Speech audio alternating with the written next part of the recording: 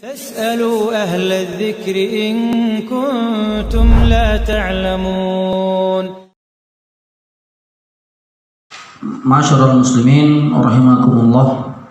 Setelah tadi penulis menyebutkan mengenai definisi puasa, kemudian tujuan puasa serta hikmah kenapa diwajibkan puasa, maka kemudian selanjutnya kita akan membahas tentang hal-hal yang membatalkan puasa. Ya. Ma hiya al-muftirat allati tuftiru shaim? Apakah hal-hal yang membatalkan puasa? Al-jawab, ya, dijawab oleh Fadilatul Syekh Muhammad bin Shalih Al-Utsaimin rahimahullah. Al-muftiratu fil Qur'ani salasatun. Ya. Pembatal utama di dalam Al-Qur'an disebutkan itu ada 3. Apa itu? Yaitu al-aklu wasyurbu wal jima', yaitu makan, minum dan berhubungan, ya, badan. Wa dalilu dzalik qauluhu ta'ala, dan dalilnya adalah firman Allah Subhanahu wa ta'ala, fal'ana bashiruhunna wabtaghu ma kataballahu lakum. Dan sekarang, yaitu apabila sudah datang waktu malam, maka campurilah oleh kalian istri-istri kalian, wabtaghu ma kataballahu lakum, dan carilah apa yang telah Allah tentukan bagi kalian. Wa kulu washrabu hatta yatabayyana lakumul khaytul abyadu minal khaytil aswadi minal fajr thumma atimmus siyama ilal lail. Al-Baqarah ayat 187. Makan dan minumlah kalian sehingga tampak jelas bagi kalian benang putih, ya, dari benang yang hitam, yaitu waktu fajar. Tsumma atimmus siyama ilal lail. Kemudian sempurnakanlah puasa sampai malam.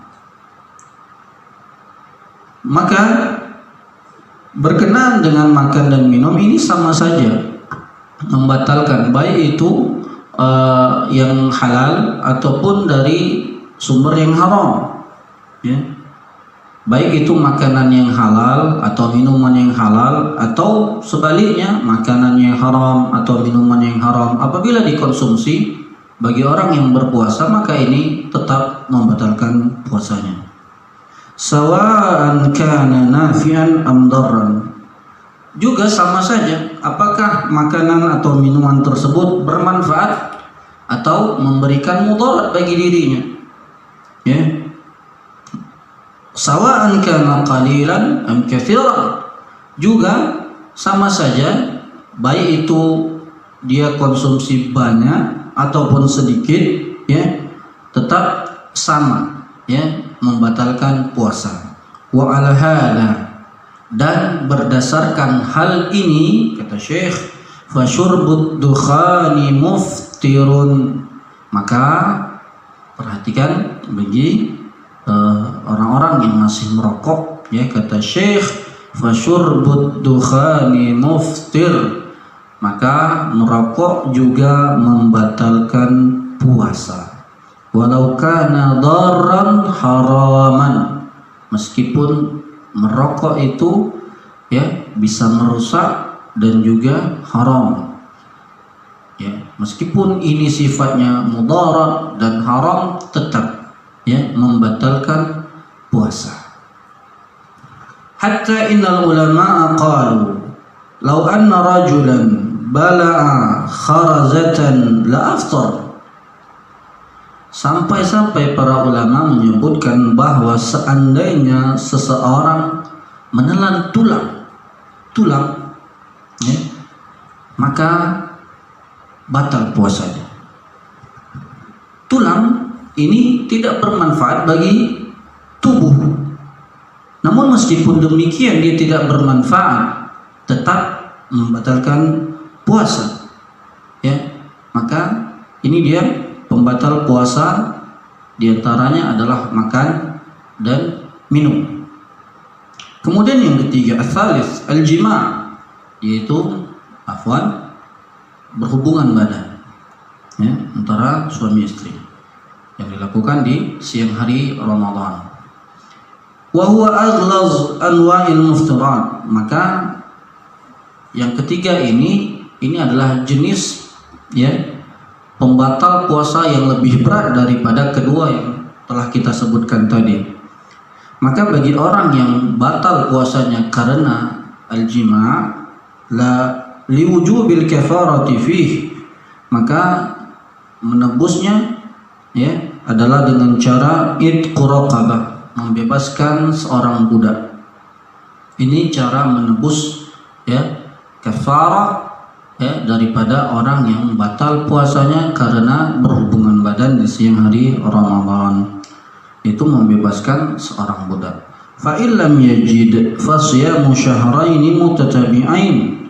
Kalau dia tidak bisa membebaskan seorang budak, maka dia dituntut untuk berpuasa 2 bulan berturut-turut. Fa illam yastati' fa it'amu 60 miskinan. Dan jika dia tidak mampu membebaskan seorang budak atau berpuasa di bulan Ramadan, berpuasa 2 bulan berturut-turut, maka, ya, pilihan terakhir baginya adalah memberi makan 60 orang miskin, ya. Kemudian pembatal-pembatal lainnya, ya, diantaranya adalah inzalul mani bilallatin, yaitu mengeluarkan mani, ya, secara sengaja. Fa idza akhrajahu al-insanu biladzatin fasada shaumahu. Apabila seseorang mengeluarkan maninya dengan sengaja, maka batallah puasanya. Walakin laisa fihi kafarah, namun berbeda dengan yang jima' tadi. Ya, di sini orang yang sengaja mengeluarkan maninya, dia tidak memiliki kafarah, ya, dia tidak dituntut untuk menebus. Li'anna al-kafarata takunu fil jima'i khassah, karena kafarah itu khusus hanya bagi yang melakukan jima' saja. Kemudian yang selanjutnya yang membatalkan puasa adalah al-ibr allati yustaghna biha 'anit ta'ami wasyarab, yaitu suntikan yang mana suntikan tersebut merupakan pengganti daripada makan dan minumnya, ya, seperti misalkan suntik untuk nutrisinya, ya, atau untuk asupan gizinya. Maka meskipun itu tidak berbentuk makanan atau minuman, namun tujuannya adalah untuk memberikan asupan gizi, maka tetap sama hukumnya seperti makan dan minum. Ini membatalkan puasa, ya. Namun berbeda halnya jika suntikan itu melalui pembuluh darah atau suntikan melalui otot, ya, yang mana itu bukan dianggap daripada memberi asupan gizi. Maka jika halnya demikian, itu laisat aklan wala syurban wala bima'nal akli wasyurbi, maka itu tidaklah dianggap makan atau minum ataupun bermakna makan dan minum. Kemudian sudah berapa? Sudah 5. Sekarang 6. Pembatal puasa yang ke-6 adalah al-qai'u amdan, muntah dengan sengaja. Fa idza taqayya al-insanu amdan fasada shaumahu. Maka apabila seseorang muntah dengan sengaja, seperti misalkan dia memasukkan, ya, jarinya ke dalam kerongkongannya dan memutar kerongkongannya lalu muntah, maka jika ini dilakukannya, ya, dengan sengaja, maka batallah puasanya. Wa in ghalabahul qai'u falaysa alaihi syai'un. Namun jika dia termuntah, artinya tidak sengaja, maka ini tidak membatalkan puasanya. Jadi harap dibedakan antara muntah dengan sengaja, ini membatalkan puasa.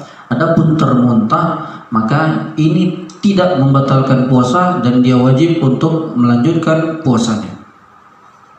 Kemudian pembatal puasa selanjutnya yang ketujuh, ini khusus wanita, yaitu khuruju damil haidhi awin nifas, yaitu keluarnya darah haid atau nifas, ya.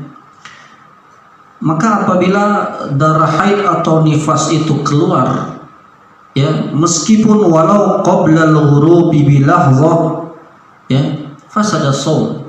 Jadi misalkan ada seorang wanita, ya, yang dia suci, namun tatkala menjelang matahari tenggelam, meskipun hanya sebentar lagi tenggelam, ya, maka puasanya batal.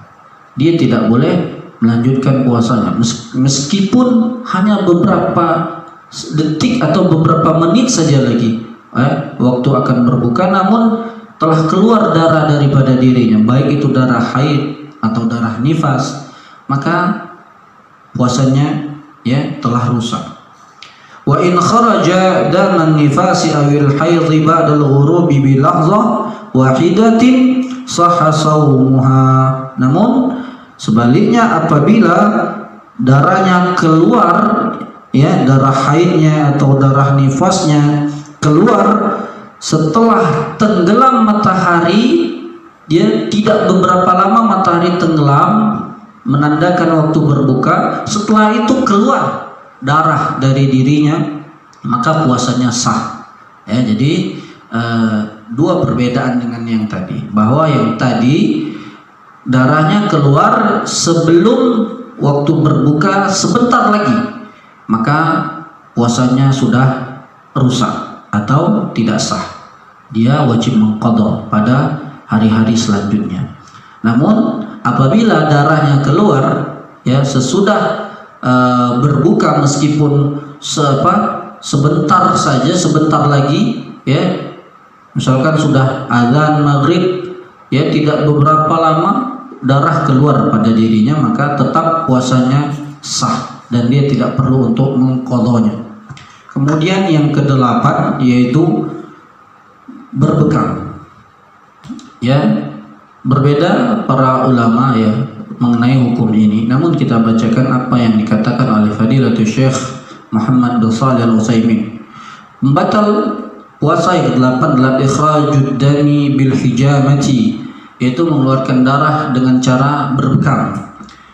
Dalilnya apa? Dalilnya adalah berdasarkan sabda Rasulullah sallallahu alaihi wasallam, aftaral hajim wal mahjum, bahwa orang yang melakukan bekam dan orang yang berbekam ini kedua-duanya telah membuatnya batal puasanya, ya. Jadi kedua-duanya, ya, batal puasanya.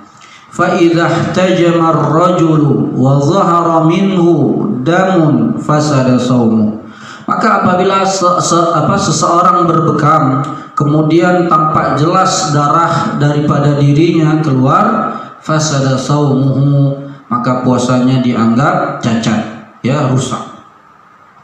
Begitu juga wa fasada shaumu man hajamahu idza kanat bit tariqatil ma'rufa fi ahdi Nabi sallallahu alaihi wasallam. Begitu juga dengan rusaknya puasa orang yang membekamnya apabila dia melakukan bekamnya dengan metode atau cara yang dikenal di masa Nabi sallallahu alaihi wasallam, yaitu dengan cara mengisap botol darahnya. Jadi wa hiya annal hajima yamusu qaruratad dami, yaitu orang yang membekam ini yaitu mengisap botol darahnya. Apabila dilakukan dengan metode yang demikian, maka batal puasanya. Amma idza hajama biwasitatil alat al-munfasilati anil hajim fa innal mahjuma yuftiru wal hajimu la yuftir. Adapun apabila dia berbekam dengan alat yang sekarang kita bisa lihat yang tersendiri, ya, alat-alat yang tersendiri daripada yang membekam itu, artinya dia tidak, yang membekam itu tidak mengeluarkan darahnya langsung, maka hukumnya di sini orang yang dibekam batal puasanya, sedangkan yang membekam tidak batal, ya. Nah, kemudian ma'asyiral muslimin, yang perlu kita ketahui di sini bahwasanya jika ya hal-hal ini yang membatalkan puasa ini terjadi pada siang hari Ramadan, ya, maka tetap seseorang itu wajib untuk menahan dirinya daripada makan dan minum. Ya, tetap seseorang wajib untuk menahan dirinya daripada makan dan minum sampai hari itu selesai. Tarattaba ala dzalika arba'ati umur. Ya, melazimkan atas perkara tersebut 4 perkara, yaitu batal puasa di siang hari tadi itu melazimkan kepadanya atasnya 4 perkara. Apa itu? Yang pertama adalah al-itsm, dia berdosa. Yang kedua, fasadus shaum, puasanya rusak. Yang ketiga, wujubul imsak baqiyatu dzalikal yaum, wajib bagi dirinya untuk menahan, ya, dirinya daripada makan, minum dan yang lain-lainnya, ya, di sisa hari tersebut. Maksudnya misalkan seseorang yang dia telah batal muntah dengan sengaja di siang hari, maka tidak boleh baginya untuk makan dan minum, ya, dia puasanya batal, dan menurut Syekh dia wajib untuk tetap menahan dirinya daripada makan dan minum sampai hari itu selesai, ya, meskipun ya ada pendapat yang lain yang mengatakan sebaliknya. Dan yang keempat, wujubul qada, wajib baginya untuk mengganti puasa yang mana dia batal pada hari tersebut.